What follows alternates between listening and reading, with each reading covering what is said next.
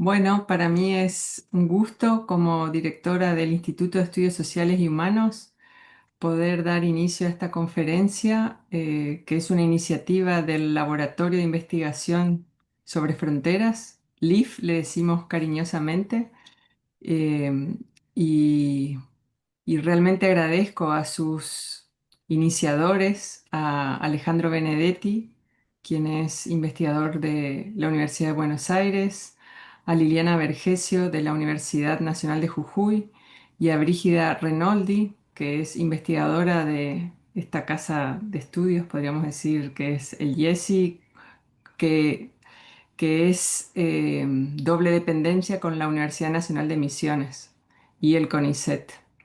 Realmente este proyecto laboratorio vienen hace mucho intentando concretarlo y lo pudimos lanzar en septiembre de este año.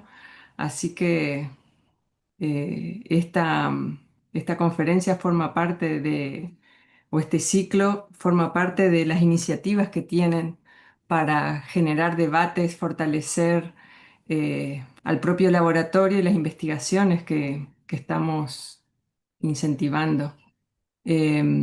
También quiero resaltar que este laboratorio tiene una revista se llama Revista de Investigaciones sobre Frontera, que tiene hace poco tiempo, pero ya bastantes números y artículos está sacando, así que también es una iniciativa muy linda. Y contarles que nuestro instituto van a cumplir 10 años, cumplió este año y estamos desde el inicio del ciclo académico festejando este aniversario.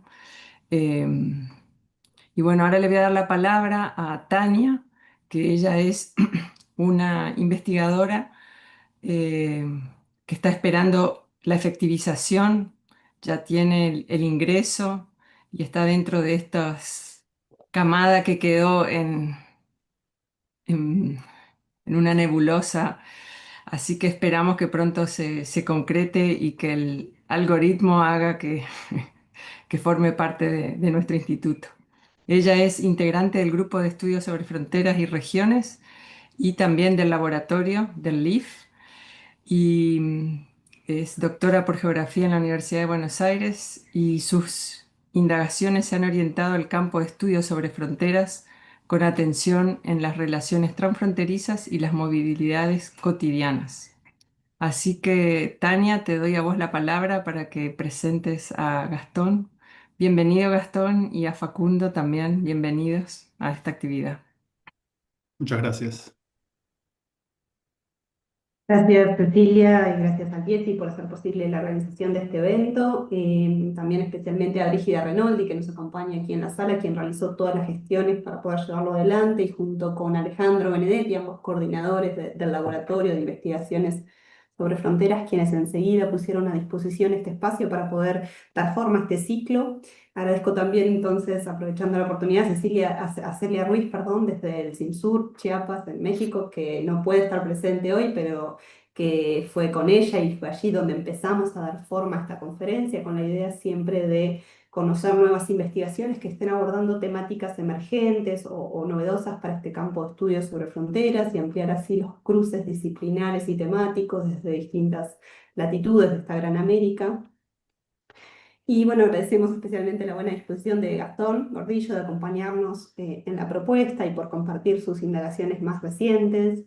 Venimos siguiendo sus trabajos desde hace tiempo, con sus aportes sobre el Gran Chaco, sobre la frontera de Argentina con Paraguay, y en esta ocasión nos compartirá sus preocupaciones de investigación actuales en una exposición que titula Los lugares, territorios y terrenos de un mundo en llamas, una tríada espacial para la crisis climática.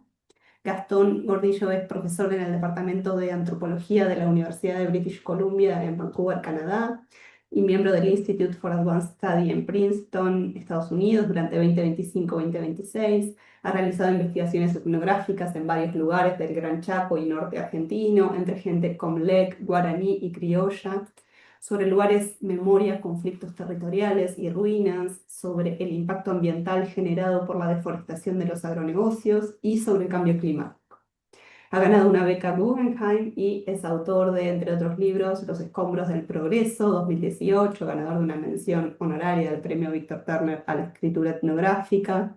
Lugares de Diablos, del año 2010, ganador del premio Sharon Stephens de la American Ethnological Society. El libro En el Gran Chaco, del año 2006. El río y la frontera, del 2002, con Juan Martín Leguizamón.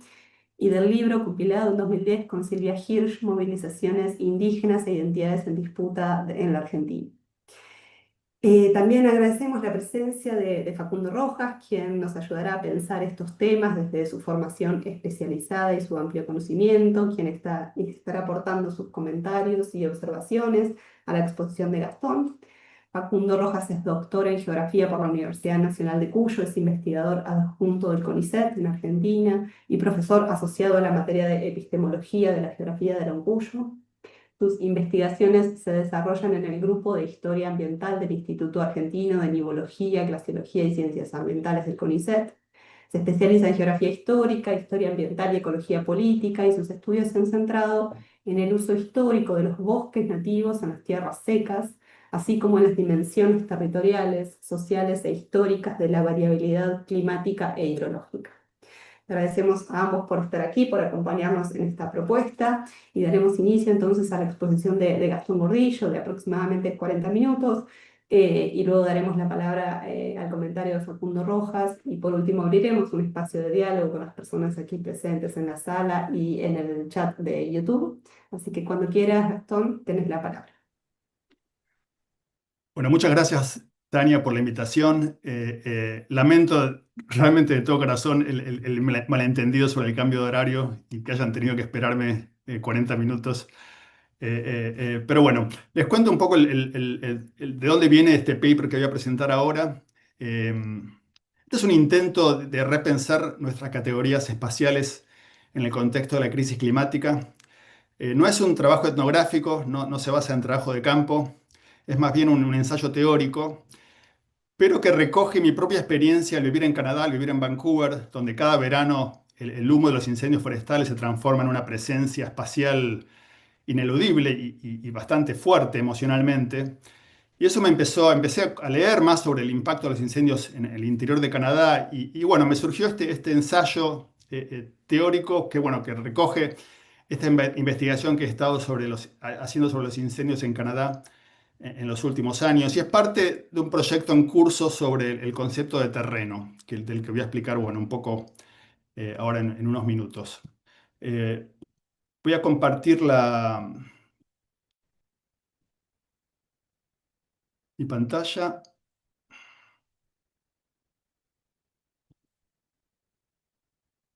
¿Se ve bien? Sí, se Sí, ve muy sí, se bien, ve bien. Gastón. Perfecto. Bueno, los incendios forestales se han convertido en una de las manifestaciones más destructivas y perturbadoras de la crisis climática en todo el mundo. La fuerza elemental de las llamas que consumen bosques, hogares e infraestructuras y los reducen a cenizas, escombros y humo, hacen evidente que el calentamiento global puede abrumar las configuraciones espaciales creadas por el ser humano y afectar profundamente los lugares y los territorios. Lo que Nigel Clark llama la naturaleza inhumana de los incendios nos obliga por este motivo a repensar la espacialidad de la crisis climática más allá del antropocentrismo de las teorías más influyentes sobre los lugares y los territorios, que a pesar de sus diferencias tienden a enfatizar cómo estos son creados, modificados y disputados por actores humanos. El hecho de que en cualquier lugar del mundo los incendios forestales movilicen la química y la física de la combustión a través de la convergencia del calor, el viento, el oxígeno y materiales inflamables, nos plantea el desafío de repensar a los lugares y los territorios a través de la materialidad más que humana de la Tierra. Derivado de la palabra latina para tierra, terra, el término terreno es el concepto más material del que disponemos para nombrar las formas, las texturas y los flujos de cualquier geografía. Sin embargo, reconocer esta dimensión más que humana del terreno para pensar la crisis climática también exige repensar las contribuciones más importantes de las teorías humanistas e históricas sobre lugares y territorios, que han sido fundamentales para superar versiones deterministas del materialismo. Los conceptos de lugar y territorio en este sentido son claves para entender cómo los actores humanos, basados en sus sentidos de lugar y sus configuraciones espaciales de poder, experimentan y responden a desastres como los incendios forestales.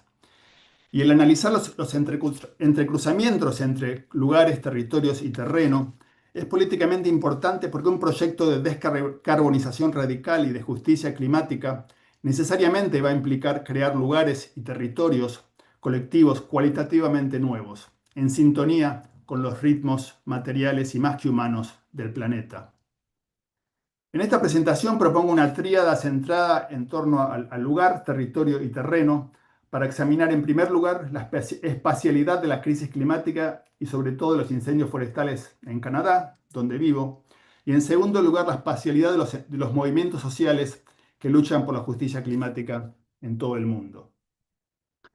Mi principal inspiración para explorar esta tríada espacial ha sido el argumento de Henri Lefebvre en La producción del espacio, que entender las dimensiones multifacéticas del espacio como algo simultáneamente material, social y experiencial exige ir más allá de los dualismos que han definido a versiones rígidas de la dialéctica y de la filosofía europea. El más limitante de estos dualismos, por Lefebvre, es el que opone a concepciones objetivistas y subjetivistas del espacio. Lefebvre argumentaba que romper con este dualismo requiere una tríada que explique que el espacio es simultáneamente, en sus palabras, percibido a través de prácticas espaciales materiales, en segundo lugar concebido intelectualmente mediante ideologías particulares, y por último vivido a través de símbolos y signos no verbales, lo que él llama el espacio representacional. El pensamiento de Lefebvre sobre esta tríada es oscilante y a menudo inconsistente, ya que en otras partes del libro invoca una tríada diferente, por ejemplo, espacio físico, espacio social y espacio mental. A pesar de estas inconsistencias, el replanteamiento de Lefebvre sobre esta tríada fue enormemente influyente. En la década de los 90, por ejemplo, el geógrafo Edward Soja se inspiró en Lefebvre para proponer una tríada diferente, compuesta por lo que él denominó el first space, el primer espacio, espacio material, lo que él llama el second space, segundo espacio, sobre las ideas sobre el espacio, y lo que le llaman third space o un espacio híbrido que mezcla tanto dimensiones ideales como reales, como imaginadas. Más recientemente, Louis Wacquant propuso una trialéctica basada en este caso en el trabajo de Pierre Bourdieu y argumenta por una distinción entre espacio simbólico, espacio social y espacio físico. Él sostiene que esta tríada no está relacionada con la de Lefebvre, y además se centra específicamente en el espacio urbano, y Wacquant argumenta que estos espacios poseen una autonomía relativa entre sí y que como placas tectónicas constantemente se rozan unos con otros. Estos distintos esfuerzos por superar los binarismos especiales son todos valiosos y en otra sección voy a retomar algunas de estas ideas. Sin embargo, a mi entender, lo que limita el poder analítico de las tríadas propuestas por Lefebvre, Soja y Wacquant, especialmente ante la cruda realidad de la crisis climática, es que todas ellas se construyen en torno a la más abstracta e inmaterial de todas nuestras categorías espaciales, que es el espacio. El término espacio sigue siendo útil heurísticamente para nombrar la simultaneidad de la multiplicidad del mundo o la esfera de la heterogeneidad coexistente, como los propone, por ejemplo, la geógrafa Doreen Massey. Pero coincido con los muchos autores que han argumentado que las evocaciones incorpóreas de la palabra espacio no capturan la naturaleza corporal de las experiencias espaciales. Albert Einstein sostenía que deberíamos rechazar por completo la idea de espacio porque según él era un concepto extremadamente vago. Algo similar dice Tim Ingold en un capítulo titulado Contra el espacio. Y acá lo cito a Ingold. De todos los términos que usamos para describir el mundo que habitamos, es el más abstracto, el más vacío, el más desvinculado de las realidades de la vida y la experiencia. En el caso de las tríadas propuestas por Lefebvre, Soja y Wacquant, debido a su apego al espacio como concepto rector, todas ellas necesitan calificar cada uno de estos tres espacios mediante conceptos compuestos y cargados de jerga académica como espacio físico, espacio mental, first space, second space, etc. Lo que debilita el poder analítico de estos términos es que están desconectados del lenguaje cotidiano y de la experiencia social de las personas con la materialidad afectiva y siempre cambiante del mundo.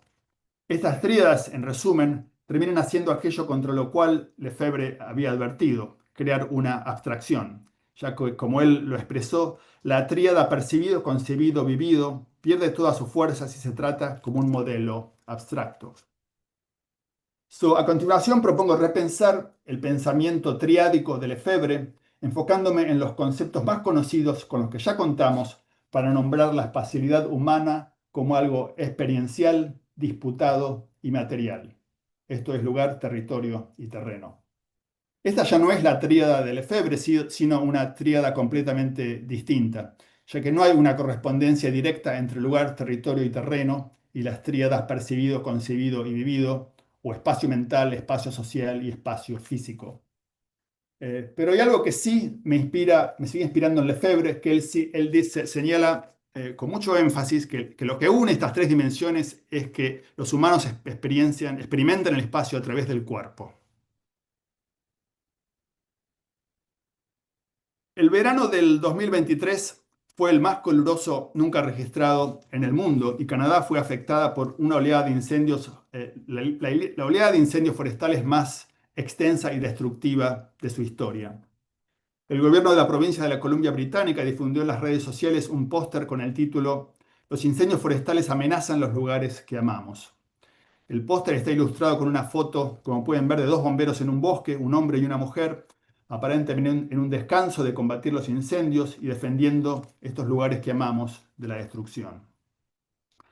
Esta imagen y el texto nos recuerdan que las turbulencias atmosféricas del calentamiento global efectivamente amenazan los lugares que los humanos habitan, experimentan y aman, desde lugares, pueblos y bosques hasta sitios con significación cultural, religiosa o política. La noción de lugar es por eso el primer momento en nuestra tríada, porque de hecho es uno de los términos más comunes y potentes que la gente usa en todo el mundo para nombrar su orientación, su ubicación, sentido de pertenencia y en general el dónde de sus experiencias. Es también un concepto que ha sido ampliamente estudiado en filosofía, geografía, antropología y otras disciplinas como constitutivo de la condición humana.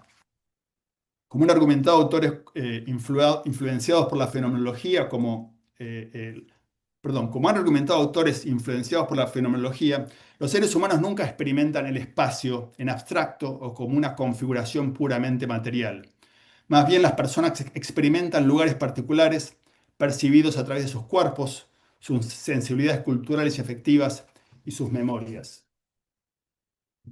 Esta comprensión humanista de los lugares es clave para comprender la espacialidad de los incendios forestales, ya que estos incendios pueden ser particularmente perturbadores para las experiencias sociales de un lugar, precisamente porque su materialidad puede afectar profundamente cómo uno experimenta un lugar.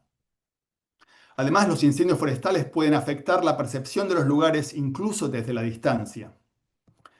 En Vancouver, donde vivo, los sentidos del lugar de las personas, incluyendo el mío, se transforman con la llegada del humo de incendios que pueden estar ardiendo a cientos de kilómetros de distancia. Cuando la ciudad está envuelta en humo, se convierte en un lugar diferente. El aire huele a materia quemada y al respirar, muchas personas pronto sienten irritación en la garganta. El aire se vuelve espeso. En medio de una neblina tóxica, muchas personas se retiran de las calles o usan mascarillas. Los ritmos urbanos y los estados de ánimo también cambian. Pero no todos se ven igualmente afectados, ya que muchas personas experimentan el mismo lugar de manera diferente, según su clase o sus disposiciones políticas.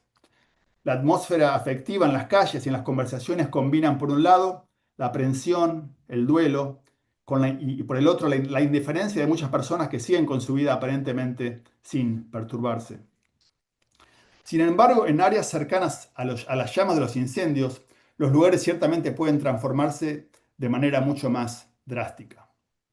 En el verano del 2023, miles de casas y estructuras fueron incineradas y la amenaza de los incendios provocó decenas de miles de evacuaciones, tanto voluntarias como involuntarias, una dimensión territorial que voy a examinar más adelante.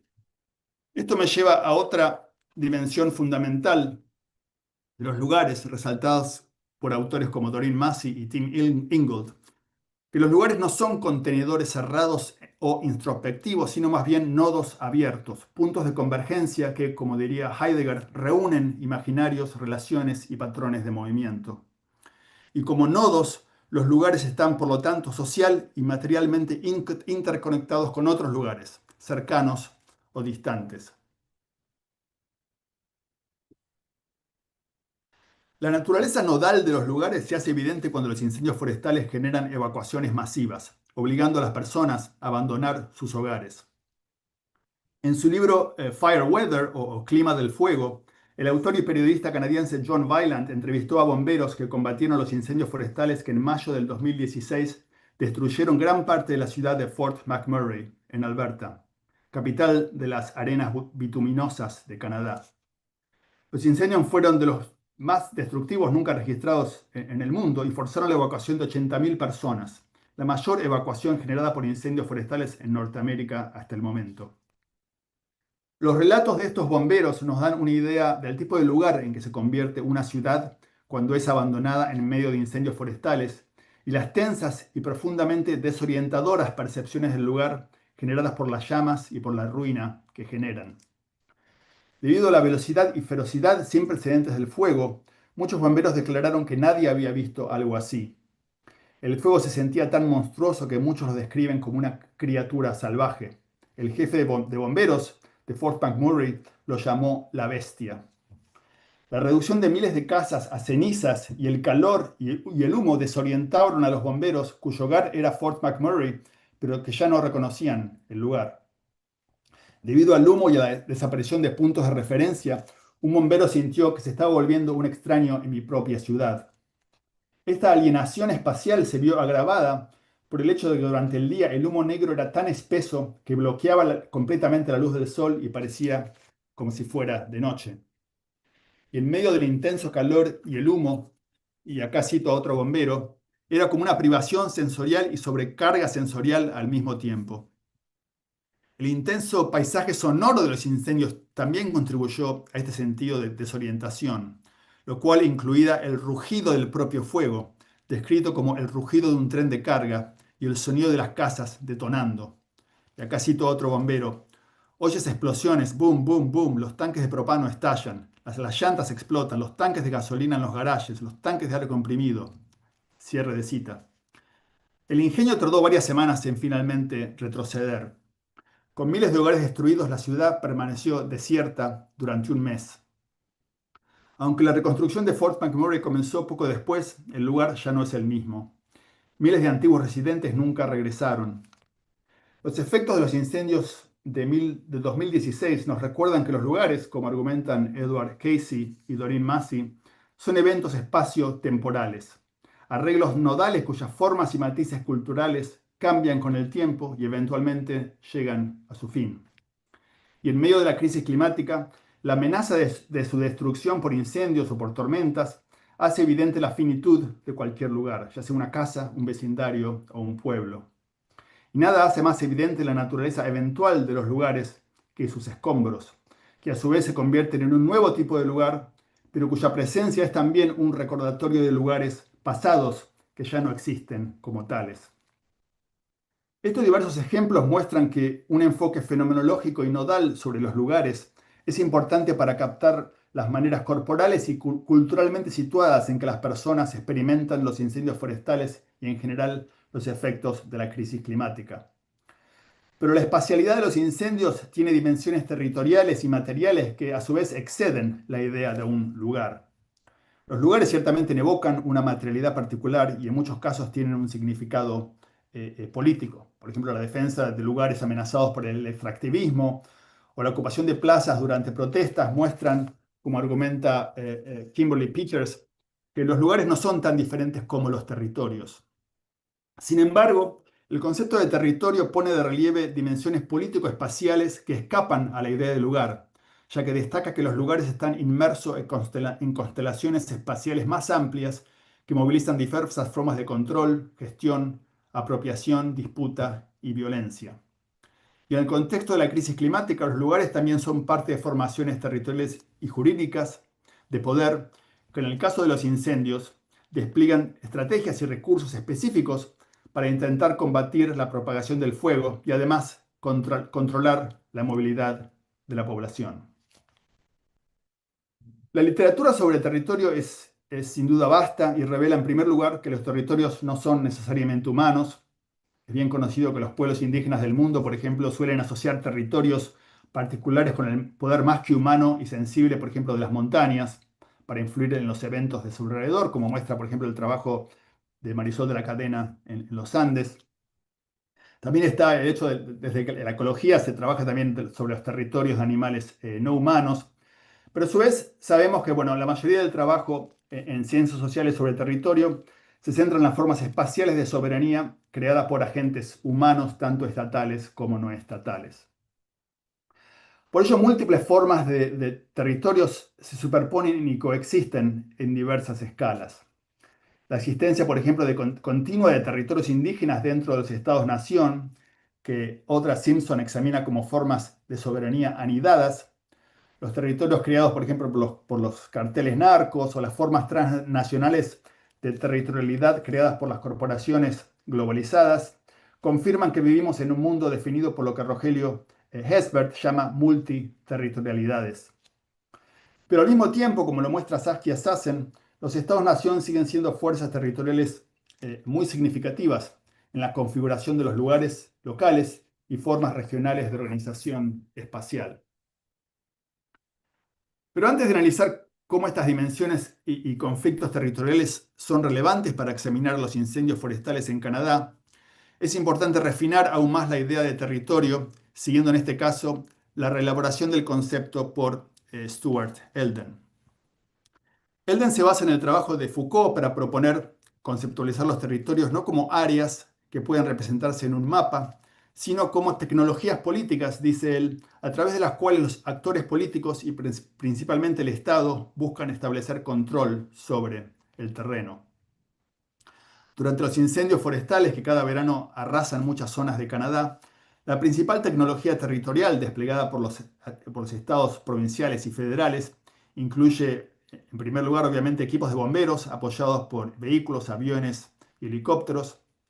Y es por eso que el póster que mencioné anteriormente no es simplemente sobre los lugares, sino también es sobre territorio.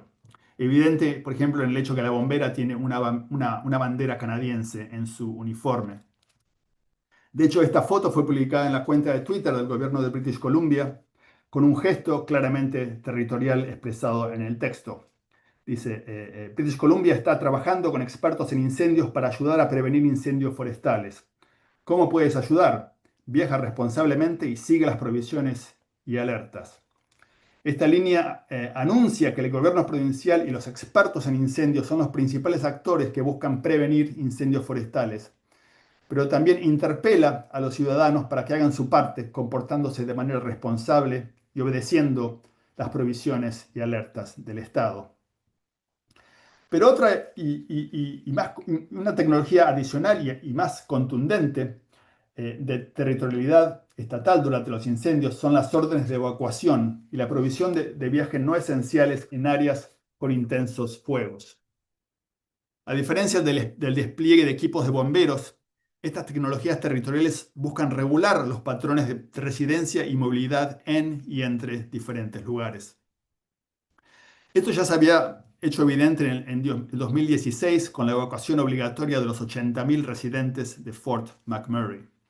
Y esto resurgió con fuerza de vuelta en el 2023, cuando los 20.000 residentes de la ciudad de Yellowknife y más de 35.000 personas cerca de la ciudad de Kelowna, en el sur de British Columbia, fueron obligados a evacuarse.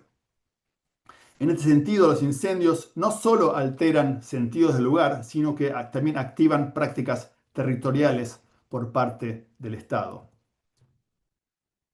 Pero dado que en Canadá los territorios provinciales y federales se superponen con los territorios indígenas como parte de una multiterritorialidad conflictiva, estas órdenes de evacuación obligatoria han sido una fuente de conflicto. Un incidente notable ocurrió durante los incendios en 2017, también en el interior de la Columbia Británica, cuando la policía intentó hacer cumplir una orden de desalojo de una comunidad indígena. El líder local, sin embargo, se resistió a la orden y afirmó que su territorio indígena les daba el derecho a implementar sus propias respuestas de emergencia. Esto llevó a un tenso enfrentamiento que duró varias semanas, con la policía imponiendo bloqueos para limitar la movilidad de las cuadrillas de bomberos y miembros de la comunidad Sincoltín, que era el nombre de esta comunidad indígena. Este conflicto hizo que los miembros de la comunidad sintieran que el incendio los despertó sobre los hábitos coloniales del Estado canadiense, que sigue minimizando y no reconociendo plenamente los derechos indígenas a su territorio. Otra dimensión territorial de los incendios es que su humo cruza rápidamente las fronteras internacionales. En junio del 2023, el humo de incendios en el este de Canadá se extendió hacia el sur y envolvió varias ciudades de los Estados Unidos. Durante algunos días, la ciudad de Nueva York tuvo la peor calidad de aire del mundo y estuvo inmersa en una neblina naranja.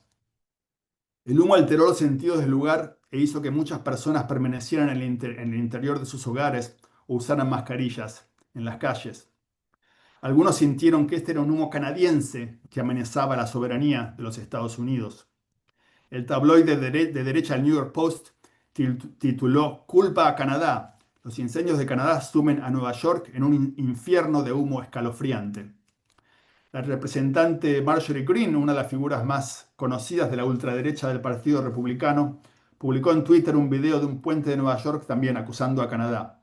Escribió: "Nueva York tiene la peor calidad de aire del mundo debido a los incendios en el Canadá del culto climático". Comentando estos debates, el Canadian Broadcasting Corporation, la principal agencia de noticias de Canadá, el CBC, publicó en su sitio web un titular que decía: "Nuestro humo, su cielo", señalando cómo el humo de estos incendios e incluso la atmósfera se experimentaban a través de sentidos nacionalistas del lugar.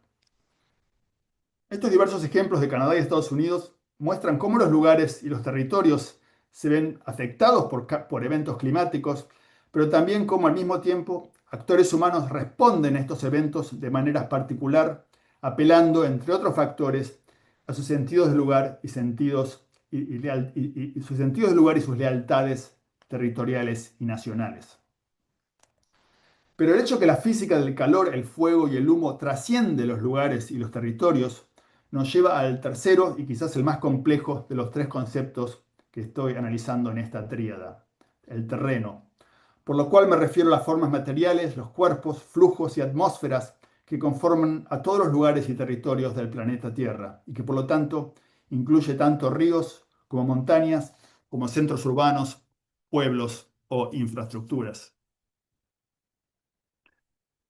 Stuart Elden señala acertadamente que la antigua ecuación del terreno con las formas de la Tierra, como las formas rígidas de la Tierra, como una montaña o las formas de una llanura, es problemática porque deja fuera la atmósfera y los cuerpos de agua que son inseparables de la Tierra.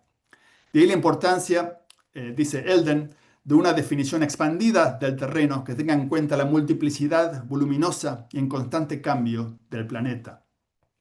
Pero como argumenté en un comentario que escribí sobre el trabajo de Elden, esto también implica abordar el hecho de que todos los cuerpos vivos, incluidos los humanos, no actúan en el terreno, sino son también parte del terreno, ya que todos los cuerpos vivos son entidades porosas que al respirar e ingerir agua y nutrientes se involucran permanentemente en intercambios con el terreno y por ende con los lugares y territorios de los que forman parte.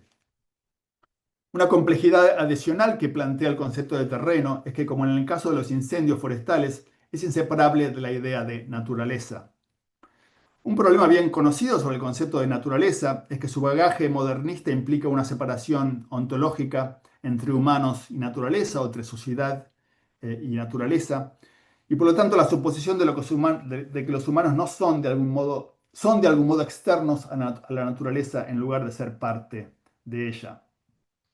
Al pensar en el terreno, esta distinción entre naturaleza y sociedad un poco colapsa, desaparece, ya que los ríos, los bosques y las montañas son tan parte del terreno como los edificios o las carreteras. Y esta inseparabilidad entre los objetos creados por los humanos y las características naturales del terreno es evidente durante los incendios forestales, que queman tanto árboles como casas, como componentes igualmente combustibles del terreno. Analizar cómo los incendios forestales son potenciados o contenidos por las formas, temperaturas y niveles de humedad del terreno revela aquellas dimensiones espaciales de la crisis climática que no pueden explicarse completamente con los conceptos de lugar y territorio. La propagación de los incendios forestales sigue en primer lugar las leyes de la física y lo que John Weiland llama el triángulo del fuego, ya que acá lo cito a Weiland: todo lo que le importa al fuego es el combustible, el clima y la topografía. Las condiciones climáticas relacionadas con altas temperaturas, baja humedad y sequedad intensa son ciertamente cruciales para iniciar incendios, lo que lleva a los especialistas a hablar sobre el fire weather, el clima de incendios. El viento es otro factor poderoso que moldea la intensidad, trayectoria y velocidad de los incendios. Pero como componente aéreo del terreno, el viento también está profundamente afectado por las formas de la tierra, como montañas o quebradas. Y acá lo cito a Weiland también: el aire y la tierra calentados generan a su vez brisas, particularmente en terrenos montañosos como las laderas del río Athabasca, en cuyas orillas se encuentra Fort McMurray, donde las cimas soleadas y más cálidas atraen el aire fresco de los valles fluviales sombreados. El viento producido por este terreno accidentado aumentó entonces la potencia de este incendio forestal. Como otros incendios forestales importantes en el siglo XXI, el de Fort McMurray adoptó una intensidad y un comportamiento sin precedentes, generando incluso tornados de fuego debido a la extrema sequedad de los bosques, la muy baja humedad y las altas temperaturas de la región. Pero lo que encarna tal vez mejor que cualquier otra cosa la ontología distintiva del terreno en relación con la naturaleza cambiante, localizada y contingente de los lugares y los territorios es el hecho que el terreno del planeta forma un continuo material y espacial. Este continuo permite que el humo de los incendios forestales en el este de Canadá viaje lejos, transportado por el viento, alcanzando lugares tan distantes como Europa, como se ve en esta foto. Con el humo de Canadá llega, en este caso, a la península ibérica, también al sur de los Estados Unidos, atravesando por ende múltiples lugares y territorios. La continuidad espacial del terreno contrasta con la naturaleza discontinua de los lugares y los territorios, que aunque estén interconectados de múltiples maneras, están demarcados al mismo tiempo por especificidades locales y tecnologías de vigilancia y separación territorial.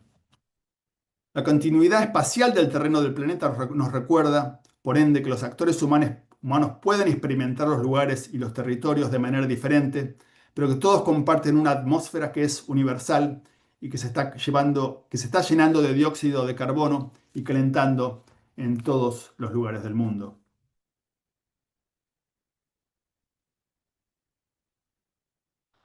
Por esta razón, por más que todos los seres humanos habitan lugares que también son territorios que forman parte de la materialidad del planeta, estos tres conceptos no son idénticos entre sí.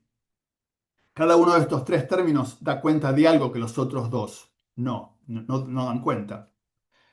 La pregunta es: ¿cuál es la naturaleza de este entrecruzamiento? En un importante texto sobre la tríada de Lefebvre, Christian Schmidt argumenta que las tres dimensiones de la producción del espacio deben entenderse como fundamentalmente de igual valor. El espacio es a la vez percibido, concebido y vivido. Ninguna de estas dimensiones, dice Schmidt, puede postularse como el origen absoluto, como tesis, y ninguna es privilegiada. En cierto sentido, algo similar puede decirse de la tríada explorada en este ensayo. Cada lugar habitado por seres humanos es simultáneamente parte de territorios y también parte del terreno del planeta. Y cada uno de estos tres conceptos nos permite apreciar diferentes dimensiones de un conjunto unificado de fenómenos sociopolíticos y planetarios. Sin embargo, Schmidt hace un punto adicional e importante que confirma por qué la tríada de Lefebvre constituye una dialéctica triádica, como sostiene Schmidt. es que estos tres momentos se relacionan entre sí en relaciones variables y movimientos complejos, donde en ciertos momentos un concepto, en otros momentos el otro, prevalece sobre los otros. Al pensar en los incendios forestales en Canadá, a través de la tríada lugar, territorio y terreno, podemos ver un patrón similar. En ciertos momentos el territorio parece tener precedencia sobre los lugares y el terreno, como cuando el gobierno da una orden de evacuación obligatoria. En otros momentos cobran protagonistas los significados y los lazos afectivos con el lugar, como cuando los residentes lamentan los lugares reducidos a cenizas y se esfuerzan por reconstruir y crear un nuevo sentido del lugar en medio de los escombros. Sin embargo, en muchos otros momentos prevalece el poder del terreno, como cuando los incendios forestados creados por el clima de incendios en bosques resecos se imponen sobre las prácticas territoriales y reducen los lugares a escombros. La sombría realidad de la crisis climática muestra que dentro de esta interfase triádica, la trayectoria a largo plazo en la que estamos inmersos cuestiona la idea de que el lugar, el territorio y el terreno son ontológicamente equivalentes. La razón es bastante simple. Sabemos que si las emisiones de carbono no se reducen drásticamente y las temperaturas globales continúan aumentando, los lugares y territorios organizados por los seres humanos serán eventualmente destruidos por el poder turbulento del terreno planetario. En todo caso, la crisis climática nos enseña que, si bien los lugares y los territorios movilizan experiencias y acciones humanas, este no es el caso con el terreno. Schmidt observa algo importante sobre la tríada de Lefebvre, que nos lleva hacia una interpretación más materialista de la tríada.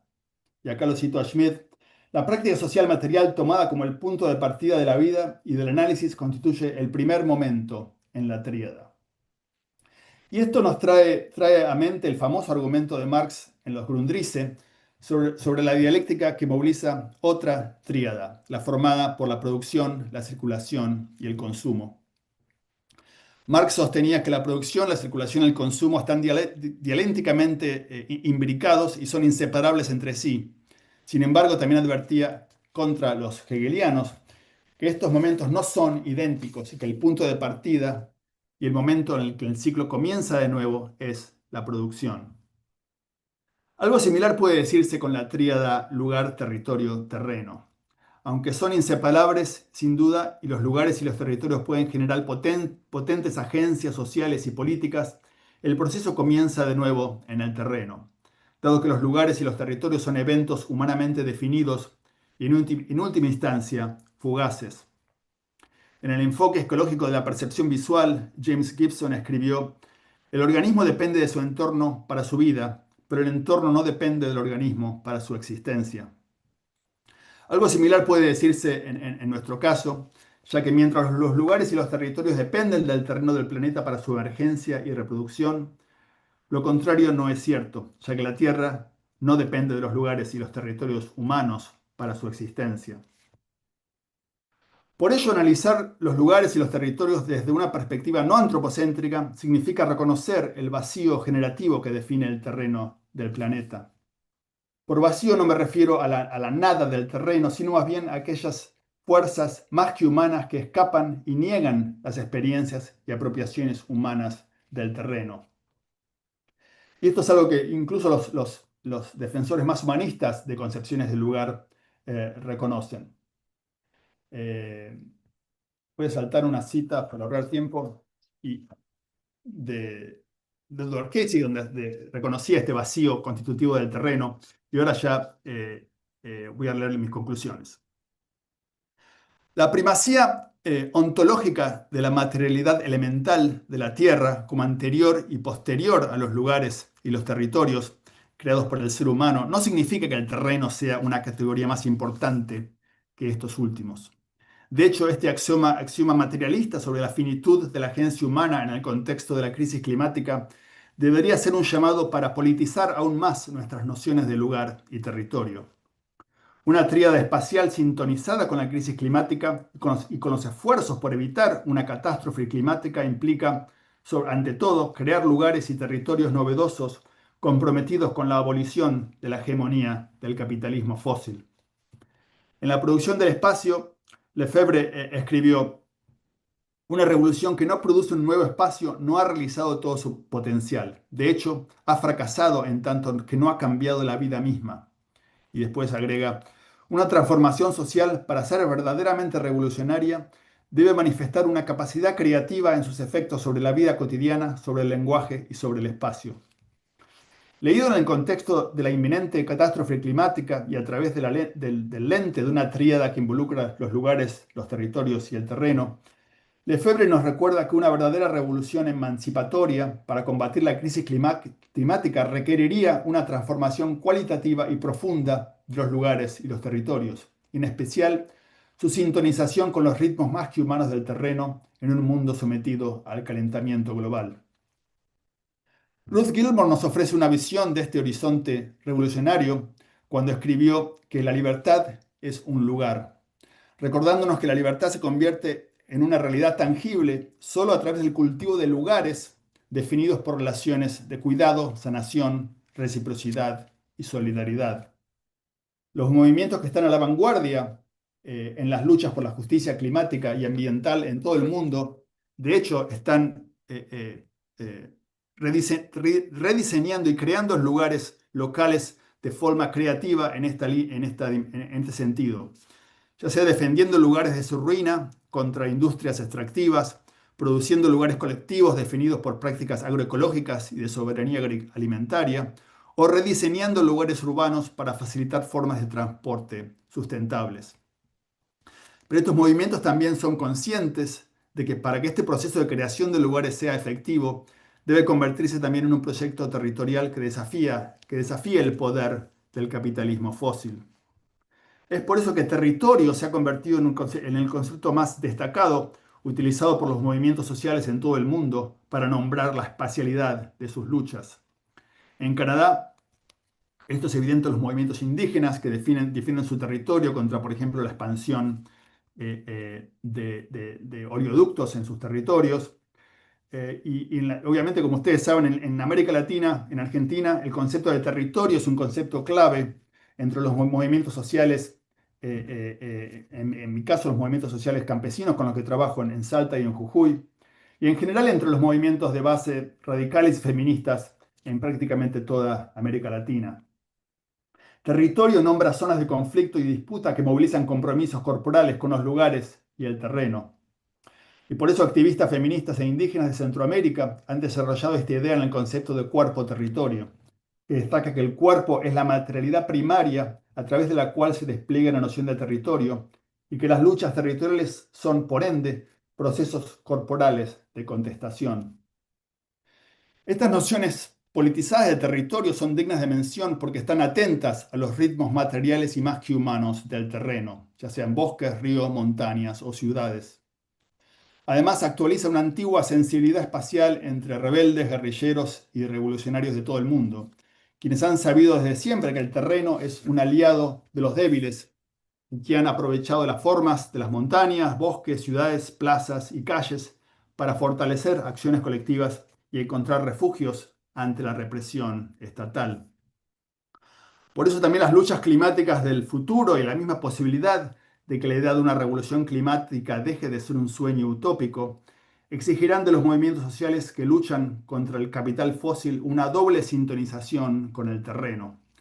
Una sintonización con los efectos de las futuras disrupciones climáticas y por el otro lado una sintonización con los poderes de la Tierra para enfrentar a quienes están empecinados en destruir la posibilidad de la vida en el mundo. Bueno, muchas gracias.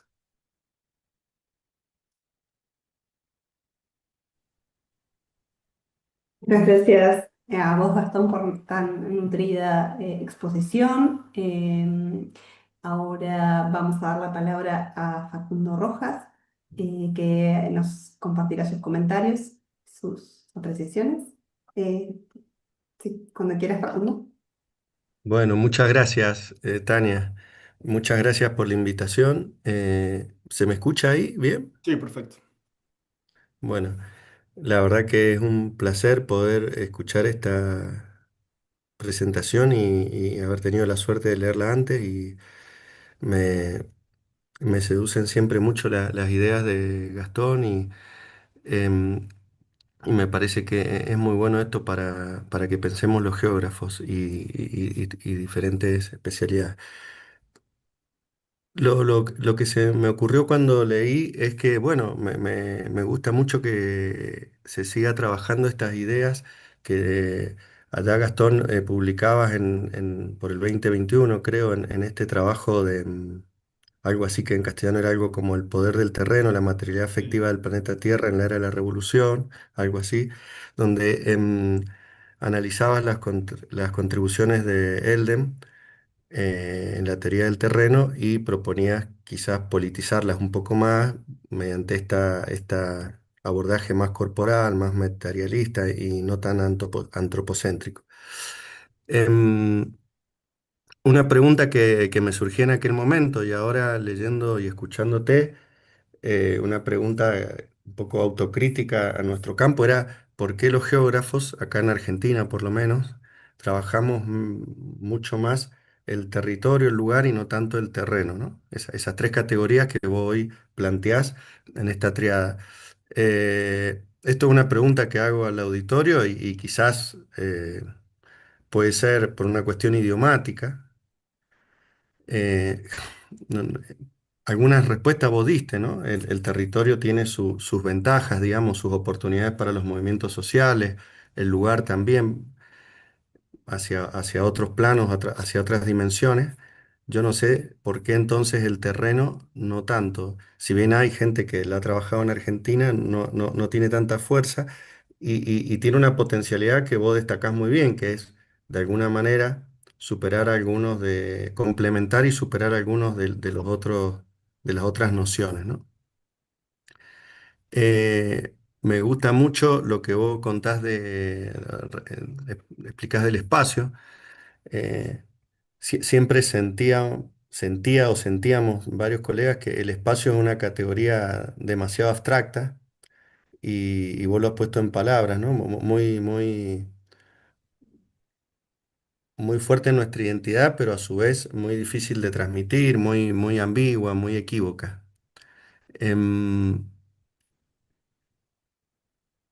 Ahí volviendo al terreno, em, me parece que en esa, digamos, definición de los geógrafos, siempre una de las definiciones clásicas era esto, que tampoco sabíamos muy bien dónde empezaba y dónde terminaba, que era los geógrafos o estudiábamos la relación sociedad-naturaleza, ¿no? En una de estas Land Tradition o una de estas definiciones, no sé, por ejemplo, según Patton, o trabajamos aquello que es la superficie de la Tierra. Y en esa superficie de la Tierra, quizás en una tradición más francesa, es algo parecido al terreno, ¿no? Pero no lo tengo del todo claro, ¿no? Me pregunto por qué. Em, Después me parece súper interesante este abordaje a través del cuerpo que vos haces de estas tres nociones, ¿no? Y cómo vas haciendo ese contrapunto me parece súper importante para trabajar otras cuestiones, ¿no? Que nosotros tenemos más cercanas, eh, que el incendio en Canadá y que también tenemos acá incendios. No podía dejar de olvidarme del humo en Rosario, los problemas del Delta, eh, de esta transnacionalidad de los humos y de los problemas ambientales, por ejemplo, entre los volcanes de Chile y Argentina. Bueno, del tema de frontera acá hay gente mucho más especialista que yo, pero me parece que tu trabajo es súper inspirador para muchas de las cosas que estudiamos. Em, y ahí entonces vuelvo un poco a lo del espacio, ¿no? Es importante esto a través del cuerpo, esta fenomenología, porque los seres humanos en general nunca experimentamos el espacio así, experimentamos más bien cuestiones físicas, ¿no? Como vos decís bien, sensibilidades, afectos, ¿no? Em, A ver, acá había anotado otras cosas. Em, bueno, hay muchas analogías, también voy a tratar de ser breve. Me parece buenísimo también esto que vos decís, por ejemplo, para pensar no solo procesos que se dan en Argentina, sino cuestiones eh, que nos cambió a todos como la pandemia, ¿no?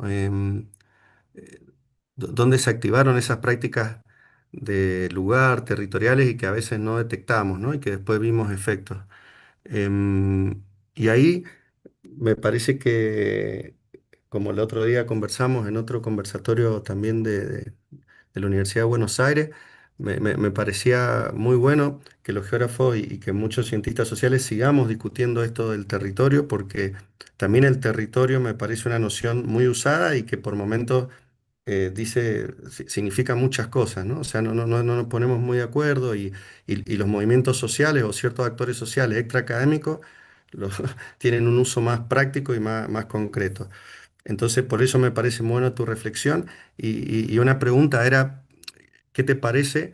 Vos lo decís de alguna manera, pero vincularla con otra noción como las escalas, ¿no? Vos hablás de escalas provinciales, federales, y me parece que eso tiene un gran poder heurístico también y explicativo, escalas hacia arriba y hacia abajo. Vos nombrás los indígenas, cómo ese territorio sin esas escalas, eh, bueno, o mejor dicho, ese territorio con una visión de escala es como mucho más potente. Em, para ir terminando, em, me parece súper interesante también lo que vos vas vinculando con el tema climático, ¿no? Y cómo podemos aprovechar estas categorías, en este caso la que tengo como menos trabajada, a pesar de que acá colegas como Facundo Martín siempre nos insistían que siguiéramos leyendo a Stuart Elden y a discutir, y trabajos como el tuyo del 21, pero como un tema que hoy es acuciante como el cambio climático o el tema climático en realidad en general, cómo podemos aprovechar esto del terreno. Y ahí hay una buena entrada porque justamente es un problema donde siempre tenemos un contrapunto entre disciplinas, ciencias naturales, ciencias sociales. El tema del clima es algo, se ha escrito, por ejemplo, sobre la colonialidad climática, ¿no? Algo que me parece muy interesante de estas autoras como Farjana Sultana y otros varios. Discusiones que exceden quizá este espacio, que tienen que ver con la transición o la transformación socioecológica y otros abordajes. Quizás Lucrecia pueda hablar de eso o comentar algo, pero concretamente del cambio climático. Lo que suelen, el punto a donde han llegado las ciencias naturales o las ciencias ambientales, em, es justamente que faltan estudios, ellos dicen, de locales o regionales, ¿no? Con un criterio más clásico de esos términos. Justamente existe el cambio climático, no hay duda, pero ¿qué sucede en este municipio, allá, y no es igual? ¿Y cómo la gente se puede vincular a eso? Porque ese es un problema. Y el otro problema que se ve es cómo podemos, digamos, hacer partícipes a parte de la sociedad en estos problemas, ¿no? Entonces, justamente me parece que esta categoría de terreno, estas categorías híbridas pueden ayudar a eso. eh, y me parece importante esto que haces vos, a ver, acá tenía anotado, cuando decís lugar, territorio y terreno, son tres categorías potentes, pero la pregunta principal es cuál es ese entrelazamiento, ¿no?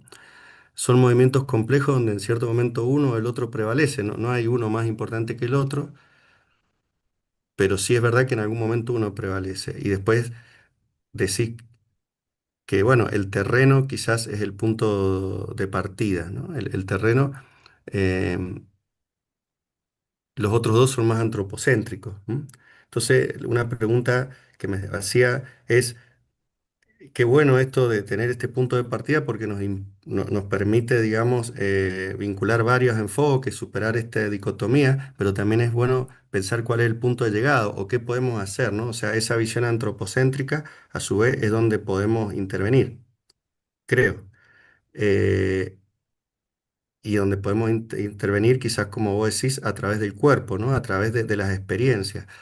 Y ahí, entonces, para ir cerrando, me parece importante poder vincular algunos autores donde, digamos, ante esta superación, esta discusión entre teoría social, cambio climático, antropoceno, capitaloceno, intentan también establecer un puente progresista, un puente digamos, en un sentido transformador, en algún sentido, diciendo que en realidad este cambio climático son procesos, ¿no? Procesos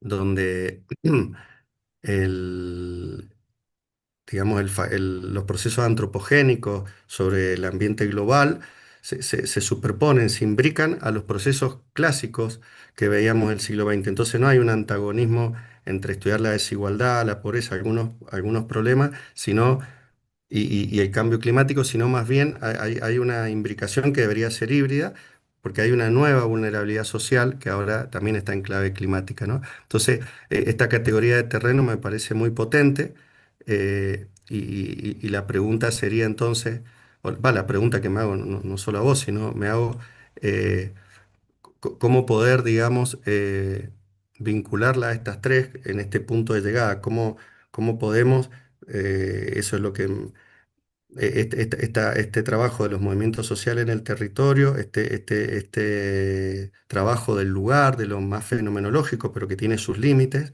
con una visión más híbrida como el terreno, donde, digamos, lo antropocéntrico ya no es el centro, pero sin duda la seguimos pensando desde de algún lugar político, ¿no? Bueno, em, agradezco mucho este espacio, valga la redundancia de lo ambiguo del término, y bueno, ojalá sirva esto, yo me entusiasma mucho para encontrar respuestas, ¿no? Con estos tiempos turbulentos que vivimos. Muchas gracias. Bueno, muchas gracias a vos, Gracias, Facundo. Facundo. Sí, sí, te doy la Mil palabra, gracias. Gastón. Eh, bueno, respondo brevemente y capaz que abrimos si hay tiempo para algunas preguntas más.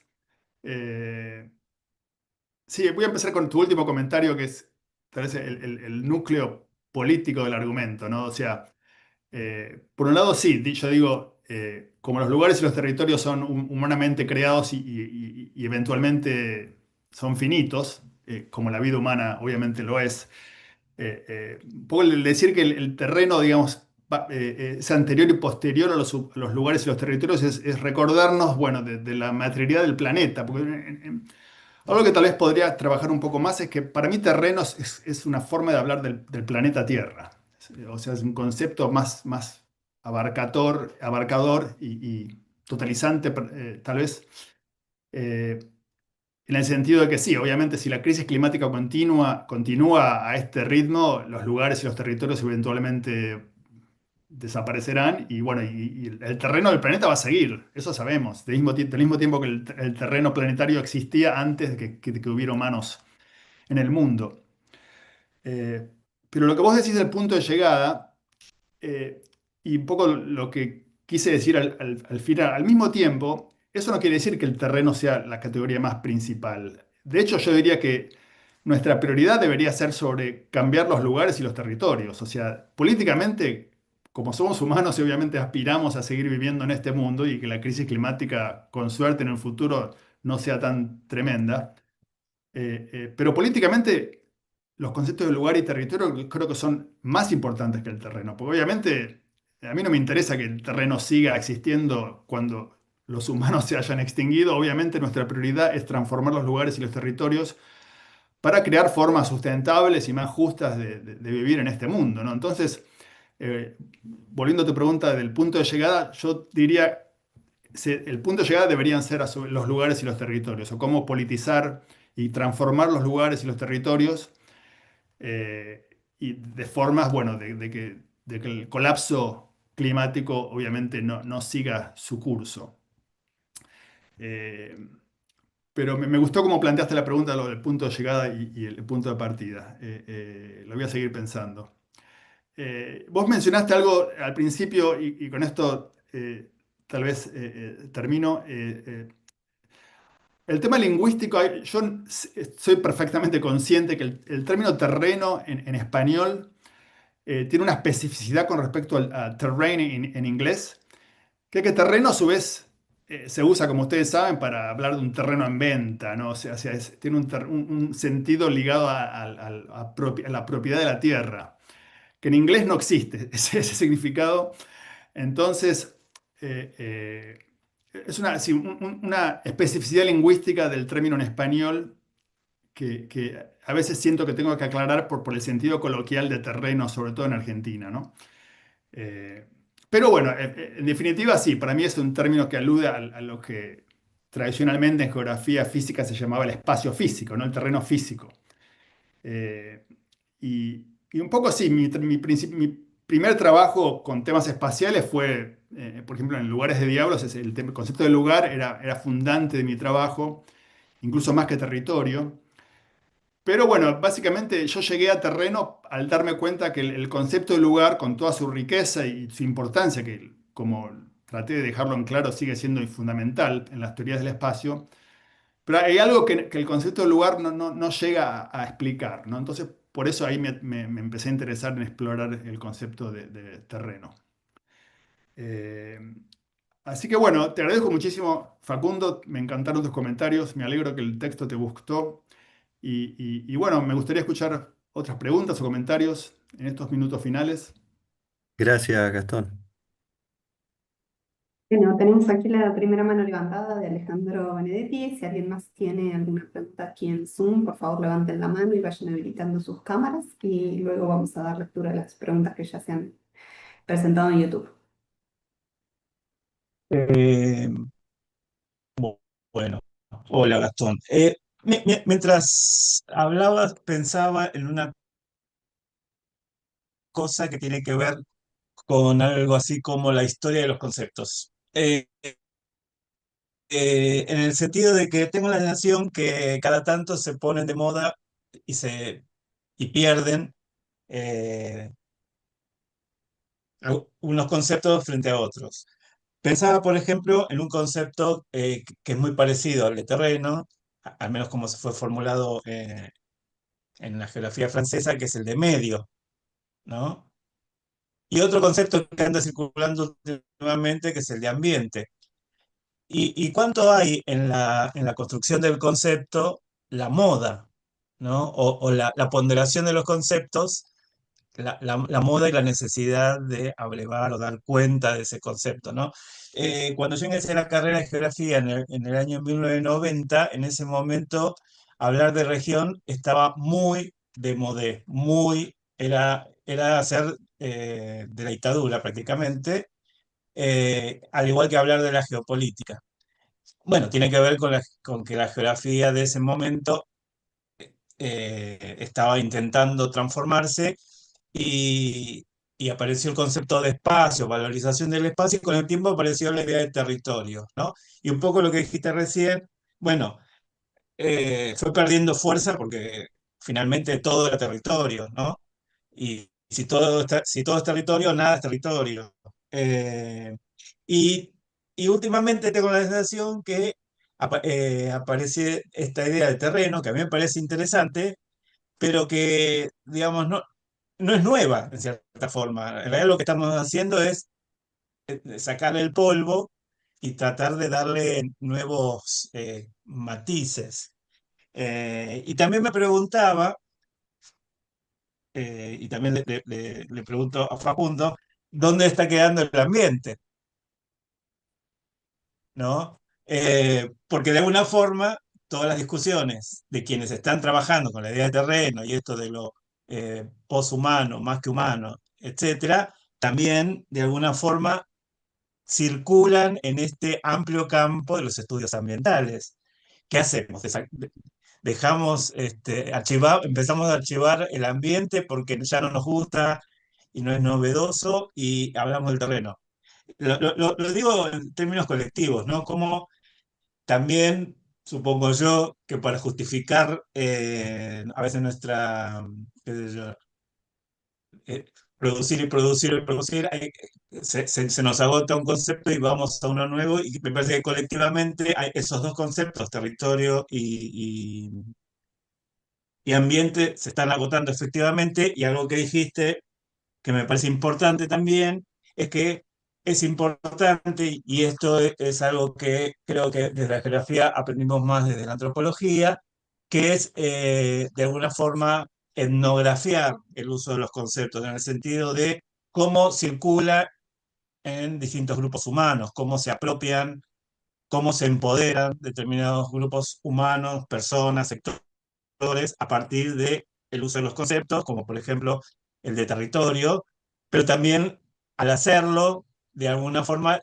lo van rompiendo o le van haciendo agujeritos y va creciendo y a la vez se van haciendo agujeritos y se va desinflando, ¿no? La idea del territorio que ya no nos alcanza para dar cuenta de la complejidad de los fenómenos que queremos trabajar. Lo mismo pasa con el concepto de frontera, ¿no? Si todo es frontera, nada es frontera, bueno, y así. Nada, como, no sé si es pregunta, sino más bien como una lluvia de ideas que me generó tu presentación. No, gracias, Alejandro. A ver, en primer lugar diría, sí, obviamente hay millones de miles, no sé si millones, pero hay muchos conceptos relacionados que pueden servir a esta discusión. Vos mencionaste ambiente, medio. eh, eh, yo diría, lo que a mí, por ejemplo, la noción de ambiente o medio ambiente o medios son sin duda útiles, pero para mí también, igual que espacios, son como espacialmente, son medio ambiguos, ¿no? Como que le falta dar una especificidad más concreta. Por eso a mí eh, terreno me interesa porque evoca algo tangible, ¿no? Evoca un terreno con formas, con una cierta textura, un volumen. Lo que decís del terreno, que es un concepto con una historia ya larga, sin duda. A mí, de hecho, yo me empecé a interesar en la noción de terreno. Es bien conocido en la historia de la guerra de guerrillas en todo el mundo. Hay ciertos terrenos que favorecen, no, el Che Guevara diciendo que el terreno favorable para la revolución eran las montañas, ¿no? De la Sierra Maestra. Sí, ciertamente hay una genealogía muy antigua ligada a la teoría militar. Entre los militares también la noción de terreno es importante a nivel de tácticas y estrategias. Eh, con respecto a las modas, sí, muchos conceptos van y vienen. Eh, eh, Yo, por lo que sé, más allá de que Elden ha trabajado el concepto y algunos otros geógrafos, no me da la impresión de que el concepto de terreno esté muy de moda. Creo que incluso la literatura, por lo menos acá en el hemisferio norte, sobre temas espaciales, el principal concepto sigue siendo territorio, me parece el que más convoca interés. Eh, pero mi interés en territorio es que para mí explicaba cosas o explica cosas que los otros conceptos no capturan o no explican en detalle. Como te decía, más que nada el tema de la materialidad, el tema de los volúmenes, la textura de los lugares. Eh, Así que bueno, sí, esa sería mi respuesta. ¿Puedo decir algo? Ah, perdón, Ana, no te vi que habías levantado la mano. Sí, Ana, si querés. Adelante, no, no, no, yo simplemente quería agradecerle a Gastón esta charla, que además de ser sumamente interesante, me provoca cierta emoción el hecho de que en sus orígenes no hay solamente una preocupación académica e intelectual, sino algo profundamente vivencial, ¿no? Y eso se nota mucho. Y bueno, eso es lo que simplemente agradecer. Muchas gracias, Ana. Facundo, Lucrecia, no sé quién quiere hablar primero, se arreglan entre ustedes. No sé si querías... Paco, porque imagino que estaba vinculado a lo que Gastón había No, comentado. bueno, muy cortito, gracias. Lucre, perdón, No, simplemente que me parece buenísimo lo que decía Ale. em,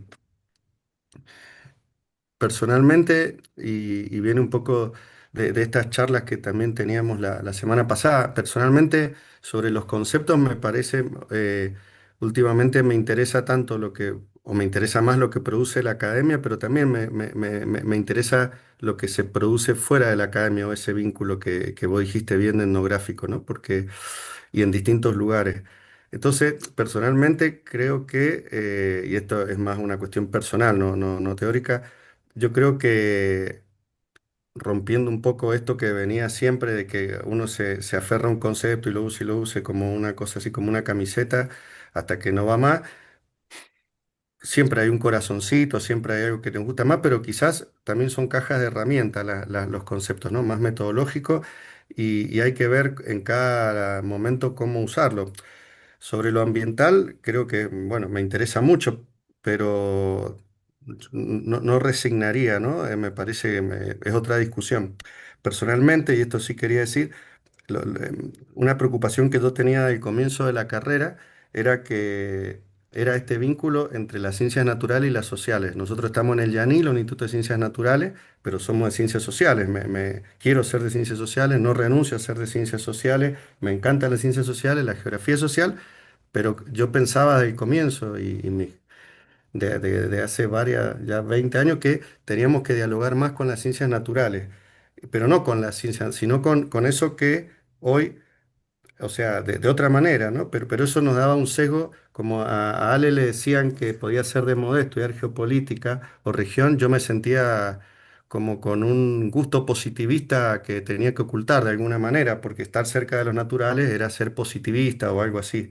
Entonces, y yo no me sentía positivista o me sentía en parte. Entonces, me parece que esta reflexión, este giro material que viene, no diría a reemplazar el giro hermenéutico, que también me gusta, pero sí a superar esta dicotomía que dice muy bien en su trabajo, que tuve la suerte de leer de Gastón, superar esta dicotomía en geografía entre lo simbólico y lo material. Las dos cosas están para mí jugando y de la misma manera, en esa dicotomía en esa superación de la dicotomía, también ese giro hermenéutico que fue muy fuerte, hay de vuelta una discusión con un giro materialista que me parece importante, porque hay una realidad material que a mí me parece que ahora se le llama no humana, pero para algunos geógrafos no era tan raro, no sabíamos qué nombre darlo, podía ser positivista, pero había cosas ahí que no nos determinaban, nos condicionaban, y entonces ahí me parece que más allá de si nos conviene a los geógrafos o no, y de lo disciplinar, sí me parece que la discusión ambiental general, que debería ser la preocupación,